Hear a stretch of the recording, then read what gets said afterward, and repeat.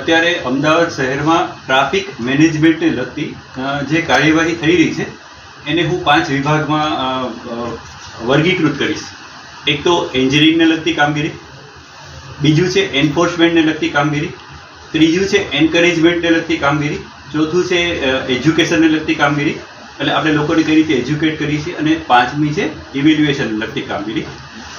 જ્યાં સુધી એન્જિનિયરિંગને લગતી કામગીરી છે ત્યાં સુધીમાં જો હું વાત કરું તો અત્યારે સૌથી વધુ કામ મોડેલ રોડ, પછી જે આપણા રોડના જંકશન ડેવલપમેન્ટ કરવાનું છે એને લગતી કામગીરી, આઇકોનિક રોડને લગતી કામગીરી, ઇન શોર્ટ રોડને લગતી કામગીરી જે કરવામાં આવી રહી છે એ એવા પર્પઝથી કરવામાં આવી છે કે ટ્રાફિકનું સ્મૂથ ફ્લો થાય.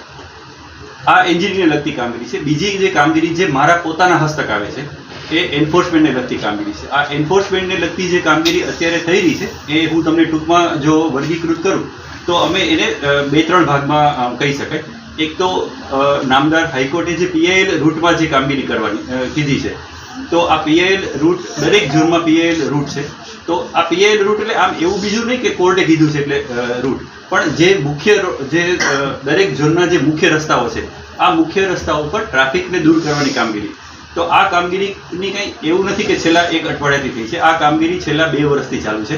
તો એના માટે પહેલું તો દરેક ઝોનમાં ડેપ્યુટી એસ્ટેટ અધિકારીની અંડરમાં એક ટીમ છે, અને આ ટીમનું સુપરવિઝન કરે છે આસિસ્ટન્ટ કમિશનર.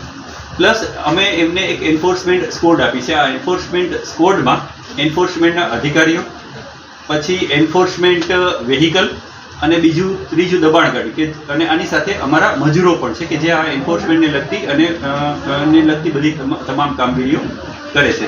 અત્યાર સુધીની જો હું તમને વાત કરું તો અત્યાર સુધીમાં ટોટલ 4 કરોડ અને 2 લાખ આટલા બધી અમે એડમિનિસ્ટ્રેટિવ ચાર્જીસ કમ પેનલ્ટી અમે વસૂલ કરી છે આ ડ્રાઈવના ભાગરૂપે. આ ઉપરાંત 58,000 જેટલા હોર્ડિંગ, જે નાના હોર્ડિંગ, ઇલીગલ હોર્ડિંગ હોય એને દૂર કરવામાં આવ્યા છે.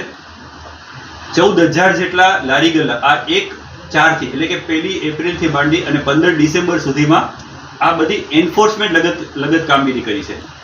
આ ઉપરાંત તમે જાણો છો કે ગુજરાત સ્ટેટ લો ઓથોરિટીએ અમને અમુક સ્પેસિફિક રસ્તા આપેલા કે આ રસ્તા ઉપરના એન્ક્રોચમેન્ટ તમે દૂર કરો. તો આ રસ્તા ઉપરની જો કામગીરી કરું તો આ રસ્તા ઉપર છેલ્લા 1.5 મહિનાથી જે સઘન કામગીરી કરે છે એને કારણે પેનલ્ટીનો ચાર્જ છે ઓછો છે. એ એટલા માટે ઓછો છે કે હવે લગભગ આ રસ્તા ઉપર સારી રીતે ટ્રાફિકનું મેનેજમેન્ટ થઈ રહ્યું છે.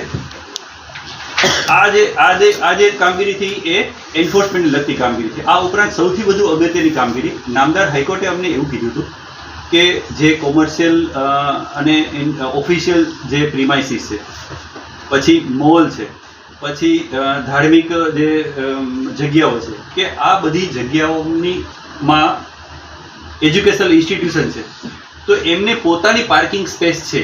હું અત્યારે એવી સંસ્થાની કે એવી ની વાત કરું છું કે જેમની પાસે પોતાની પાર્કિંગ પ્રિમાઇસીસની અંદર પાર્કિંગની સ્પેસ છે, અને આ પાર્કિંગ સ્પેસ ખુલતા નથી, એટલે કે લોકોના માટે થઈને એ લોકોને ત્યાં એલાઉ કરતા નથી. તો આવી જગ્યાએ અમે એવા લગભગ 64 જેટલા માર્ગો છે આખા અમદાવાદમાં, એના ઉપર અમે સર્વેની કામગીરી કરી છે. અને આ સર્વેની કામગીરીને અંતે તમને હું જો આંકડો આપું તો 300 થી ઉપર 378 જેટલી નોટિસો આપી છે. આ નોટિસો એવી જગ્યાએ માટે આપવામાં આવેલી છે કે જેમને પોતાની પાર્કિંગ પ્રિમાઇસીસ હોવા છતાં અને આ પ્રિમાઇસીસમાં જગ્યા ખુલ્લી હોવા છતાં એ લોકો પબ્લિકના વાહનને અંદર એલાઉ કરતા નથી. એટલે આવી જગ્યાએ અમે નોટિસો આપવાની કામગીરી કરેલ છે.